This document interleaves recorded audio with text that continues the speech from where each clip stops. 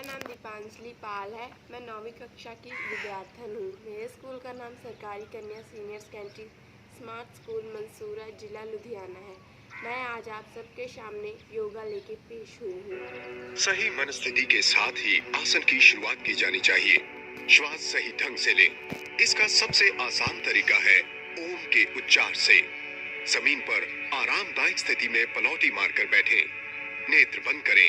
सामान्य श्वास लेते हुए पेट तक श्वास को धकेलिए। सैद्धांतिक तौर पर छाती बिल्कुल नहीं हिलनी चाहिए। अब गहरी सांस भरें और ओम के उच्चार के साथ सांस छोड़िए। पहले 3 सेकंड तक मुंह खोलकर ओ का उच्चार होना चाहिए। फिर मुंह बंद करके मम का उच्चार तब तक जारी रखें जब तक आपकी श्वास आपको करने दे। आपके कपाल में आपको गहरी कंपन महसूस होगी। 3 बार दोहराएं। आंखें बंद रखें और याद रहे, ओम के हर उच्चार के पहले गहरी सांसों के बीच सांस की गति सामान्य रखें। ओम के उच्चार से मन शांत होता है और भीतर की ओर केंद्रित होता है।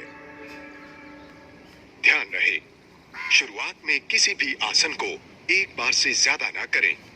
अभ्यास के बाद आप हर आसन 2 या 3 बार दोहरा सकते हैं। शवासन।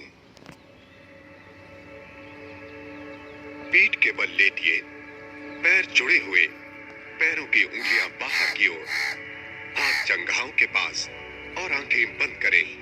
गहरी सांस भरें। दोनों पैरों के बीच का फासला बढ़ाएं। पैरों की उंगलियां अब भी बाहर की ओर, एड़ियां जमीन पर टिकी हुई। हाथों को जमीन पर ऐसे रखें कि वो शरीर के किसी भी हिस्से को ना छुएं। हथेलियां छत की तरफ। सांस छोड़ते समय शरीर से सारा तनाव रिहा करने की कोशिश कीजिए। अपने शरीर को मन की आंखों से देखते हुए उसके हर हिस्से को विश्राम कराएं। सांस पर ध्यान दें। श्वास प्रश्वास की गति सहज और सहज होती चली जाए। आप इस आसन का अभ्यास किसी भी वक्त कर सकते हैं और खासकर ये पूरी तरह से कायाकल्प करता है। पीठ के बल किए हुए सारे आसनों में शवासन ही शिथिलता प्रदान करने वाला आसन है, यानी तन और मन योगा अभ्यास के लिए तैयार हैं। अर्ध हलासन, एक पैर से। शवासन की स्थिति से दोनों पैर मिलाएं, हाथ शरीर के पास, हथेलियां जमीन पर टिकी हुई। दाएं पैर को घुटने से बिना मोड़े उठाएं। पैर और पंजे बाहर की तरफ तानें। शरीर से 90 डिग्री तक पैर को उठाएं और जब तक बिना असुविधा के स्थिति में रह सकें, रहें। याद रहे, श्वास प्रश्वास सामान्य गति में चलती रहे। धीरे से पैर को जमीन पर लाते हुए आसन से बाहर निकलें। अब दूसरे पैर के साथ दोहराएं। ये अर्ध हलासन है। इसे ये नाम दिया गया क्योंकि अंतिम स्थिति में शरीर हल समान नजर आता है। ये पैर, पेट और कमर के लिए लाभदायक है। ये जंघाओं और पिंडलियों को प्रबल बनाता है। जंघाओं के पिछले भाग व नितंब में खिंचाव लाता है एवं आंत, गुर्दों में रक्त प्रवाह बढ़ाता है। अब विश्राम करें। श्वास लें। 10 सेकंड तक शवासन करें। उत्तान पादासन।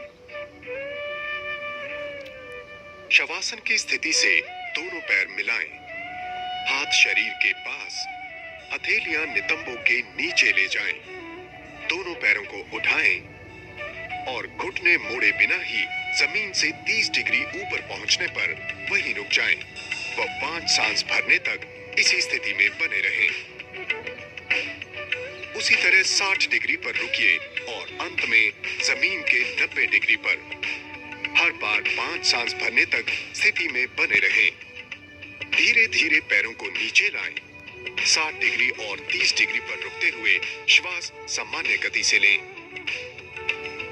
पेट के पूरे हिस्से के लिए उत्तान पादासन बहुत फायदेमंद है। पूरे सीने और पूरी पीठ को तानता है।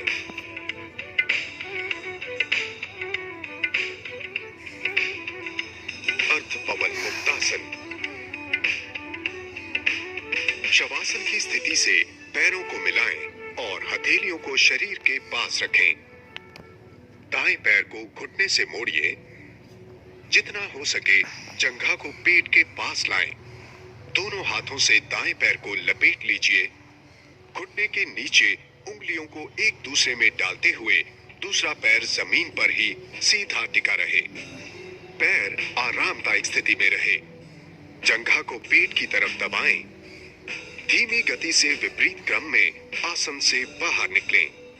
अब दूसरे पैर के साथ दोहराएं। बदहजमी में ये आसन हितकारी है।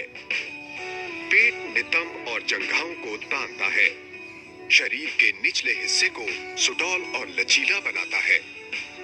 कमर दर्द में लाभप्रद है और पेट के निचले हिस्से के लिए अत्यधिक लाभकारी है।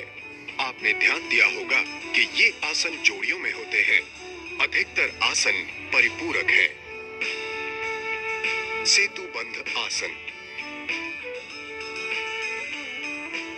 पैरों को जोड़िए और हाथों को शरीर के पास रखिए। घुटनों को मोड़कर पैरों को जितना हो सके कूल्हों के पास लाएं। तलवे जमीन पर हों और घुटने छत की तरफ। पैरों के टखनों को हाथों से पकड़िए। तलवे जमीन पर ही रखते हुए टखनों को पकड़ते हुए कटी प्रदेश को जमीन से ऊपर उठाएं। श्वास भरते हुए कंधों के सहारे से शरीर को संतुलित करें। आखिरी स्थिति में आकर सामान्य तरीके से सांस लें। सुविधा अनुसार इस स्थिति में बने रहें। शुरुआत में ऐसा 30 सेकंड से ज्यादा ना करें। सांस छोड़ते हुए धीरे धीरे विपरीत क्रम में जमीन पर लौट आइए। ये अवसाद, तनाव और अनिद्रा के लिए लाभदायक है। कटी वक्रासन। शवासन से पैरों को जोड़िए और हाथों को शरीर के पास रखिए। हाथों को कंधों की सीध में ले जाइए। शरीर से लंबवत दोनों पैरों के बीच करीब 2 फुट का फासला रखते हुए घुटनों को उठाइए और तलवों को जमीन पर छोड़िए।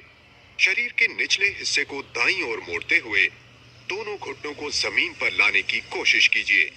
सिर को बाईं ओर घुमाते हुए स्थिति बनाए रखिए। आहिस्ता से घुटने, सिर और बाकी शरीर को सामान्य स्थिति में ले आएं। अब दूसरी ओर भी दोहराएं। ये आसन पूरे ऊपरी शरीर और खासकर मेरुदंड को तानता है। गर्दन व पीठ की मांसपेशियों को बहुत फायदा पहुंचाता है और पेट के लिए ये उत्तम है।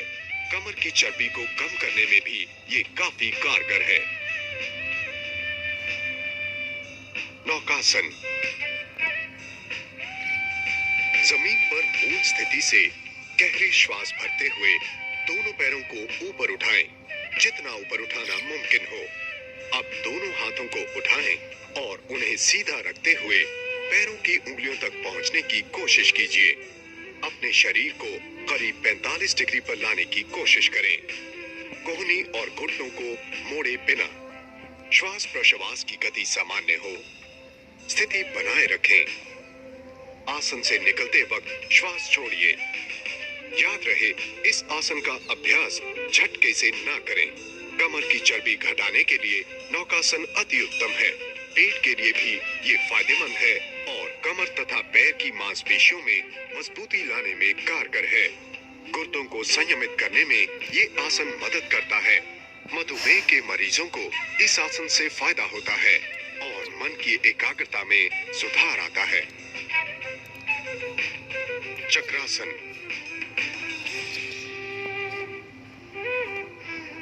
पीठ के बल लेटकर, घुटने मोड़कर पैरों को जितना हो सके कूल्हों के पास ले आएं।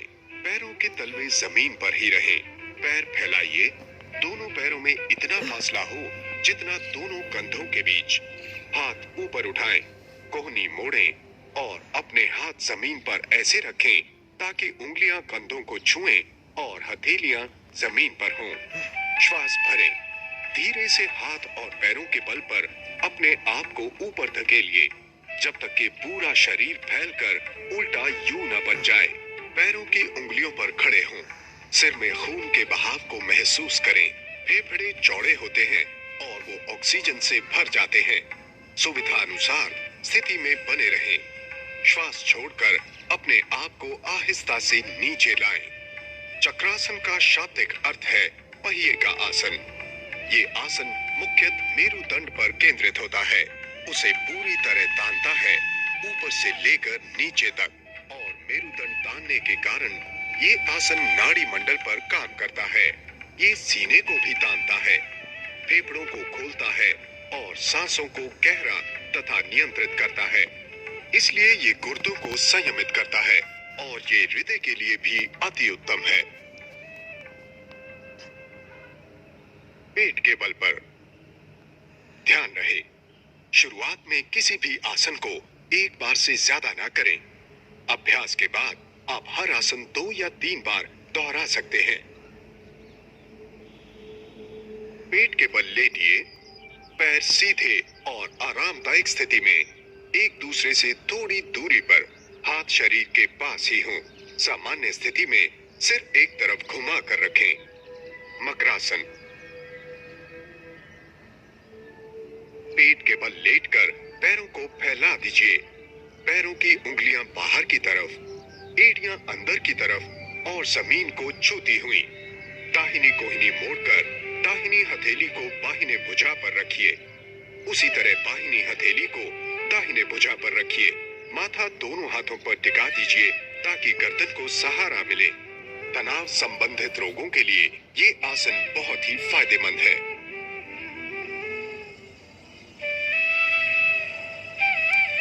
अर्धशलभासन। पेट के बल लेटिए, हाथों को जंघाओं के नीचे डालिए, हथेलियां ऊपर की तरफ, श्वास धीमी गति से भरते हुए दाहिना पैर जमीन से जितना ऊपर हो सके उठाइए। पैरों को सीधा रखें, घुटने से मोड़े बिना, दूसरे पैर पर वजन डाले बिना या पेट का निचला हिस्सा जमीन से ऊपर उठाए बिना जितनी देर हो सके इस आसन में बने रहें व श्वास भरें। श्वास छोड़ते हुए धीमे धीमे पैर जमीन पर ले आएं। अर्धशलभासन बाजुओं के विकास में लाभप्रद है व पेट की मांसपेशियों को बल प्रदान करता है। ये पेट, पीठ तथा आंतों को उत्तेजित करता है, मूत्राशय को मजबूत करता है और मेरुदंड को तानता है। अब हथेलियों को जंघाओं के नीचे से निकालकर विश्राम करें। भुजंगासन।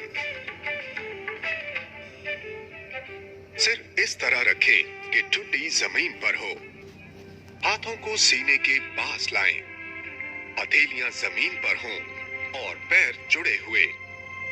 सांस अंदर भरते हुए धीरे से सिर उठाएं। इसी अवस्था में रहें जहां सीना जमीन से ऊपर हो, पर ज्यादा नहीं। याद रहे, हाथ सिर्फ सहारा देने के लिए ही जमीन पर हैं। पूरा वजन हाथों पर मत डालिए।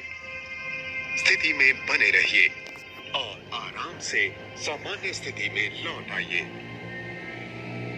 इससे ऊंचे स्तर के लिए शुरुआत उसी प्रकार होगी, लेकिन इसमें सिर और सीने को जितना ऊपर हो सके उठाएं।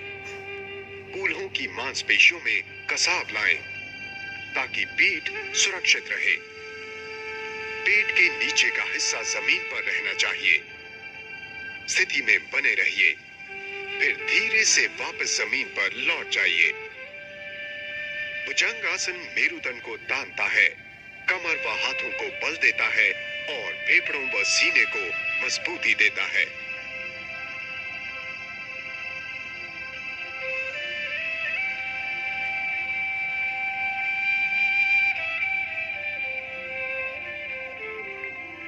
धनुरासन।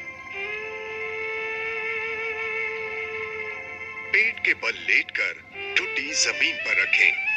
श्वास छोड़िए, पैर उठाइए और घुटनों से मोड़िए।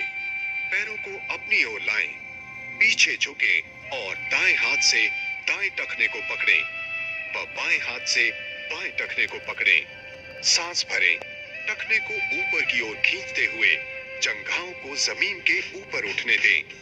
साथ ही सीने को जमीन के ऊपर उठाएं। सांस रोके रखिए। शरीर का पूरा वजन केवल पेट पर होना चाहिए।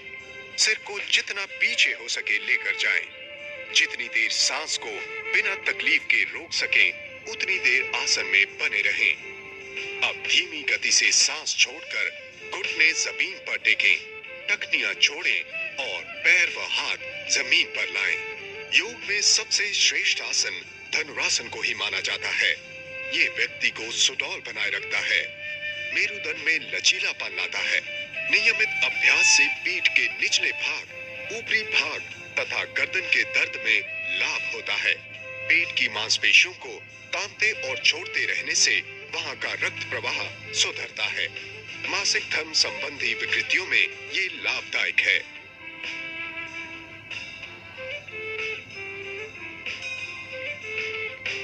सेकंड्स तक शवासन करें ताकि शरीर पूर्ण विश्राम कर सके।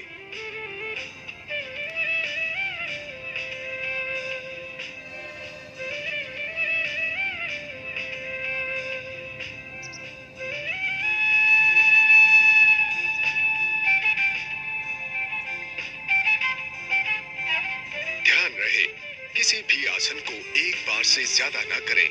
अभ्यास के बाद आप हर आसन 2 या 3 बार दोहरा सकते हैं।